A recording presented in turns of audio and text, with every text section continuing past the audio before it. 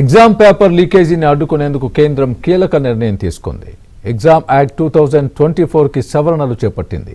లీకేజీకి పాల్పడిన వారిపై భారీ జరిమానాలు, శిక్షలు విధించేందుకు కేంద్ర కేబినెట్ నిర్ణయం తీసుకుంది.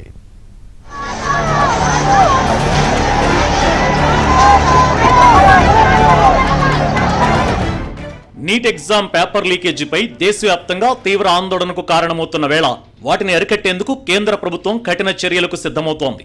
ప్రధాని నరేంద్ర మోదీ అధ్యక్షతన జరిగిన కేంద్ర కేబినెట్ సమావేశంలో పేపర్ లీక్లను అరికట్టే దిశగా కీలక అంశాలపై చర్చించారు. ఇప్పటికే అమల్లో ఉన్న 2024 ప్రవేశ పరీక్షల చట్టంలో సవరణలు చేసి మరింత కఠిన నిబంధనలు తీసుకురావాలని కేంద్రం భావిస్తున్నట్లు తెలుస్తోంది.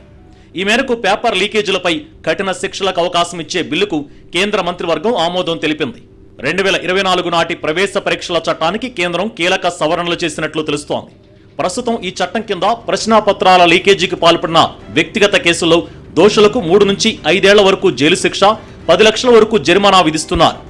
అదే వ్యవస్థీకృత నేరాల్లో అయితే 5 నుంచి 10 ఏళ్లు జైలు శిక్ష, 1 కోటి వరకు జరిమానా ఉంది. అయితే ప్రశ్నాపత్రాల లీకుల ఘటనలో దోషులకు 10 ఏళ్ల వరకు జైలు శిక్ష, 10 కోట్ల వరకు జరిమానా విధించేలా ముసాయిదా బిల్లును రూపొందించినట్లు సమాచారం. శిక్షలు, జరిమానాలను భారీగా పెంచుతూ చట్టాన్ని సవరించినట్లు తెలుస్తోంది. అనంతరం ఈ ముసాయిదా బిల్లును మంత్రివర్గం ఆమోదించింది.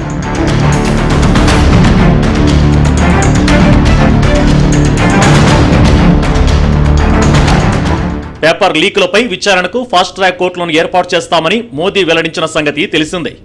ఇప్పటికే ఢిల్లీ న్యాయస్థానంలో తొలి ఫాస్ట్ ట్రాక్ కోర్టు ఏర్పాటవగా మరో 4ని త్వరలోనే ఏర్పాటు చేయనున్నారు.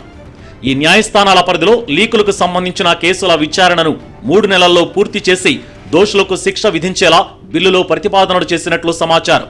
వచ్చే వారం ఈ బిల్లును లోక్సభ ముందుకు తీసుకొచ్చే అవకాశం ఉంది. మరోవైపు కేంద్ర కేబినెట్ సమావేశంలో కీలక నిర్ణయాలు తీసుకున్నారు.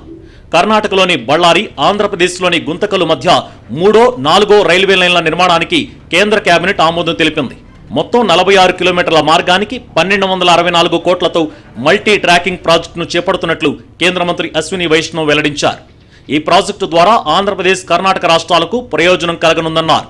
వేదావతి నదిపై 762 మీటర్ల పొడవైన మెగా రైల్వే వంతెనను నిర్మించనున్నట్లు కేంద్ర మంత్రి తెలిపారు.